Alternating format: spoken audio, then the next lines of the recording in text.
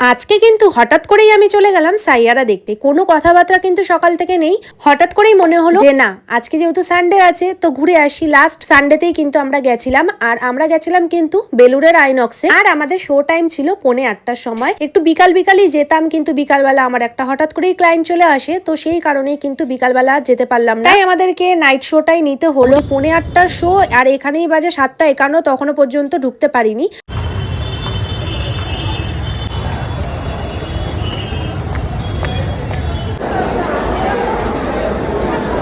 তারপরে এখানে দাঁড়িয়ে পড়লাম চেকিং এর জন্য। তাও কিন্তু আমি শান্ত ছিলাম, কারণ জানি এখানে কিন্তু 1000 ঘন্টা ধরে বিজ্ঞাপন দিতেই থাকে। তো ফাইনালি এখানে ঢুকে গেলাম সাইয়ারা দেখতে, আর আমি কিন্তু বেশ এক্সাইটেড ছিলাম।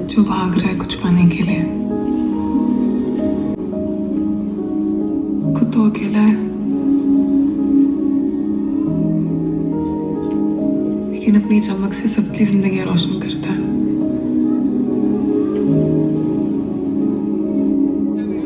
और वो तुम हो,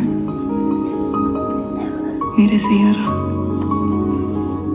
सैयारा तू तो बदला नहीं है, आसमान उठा हुआ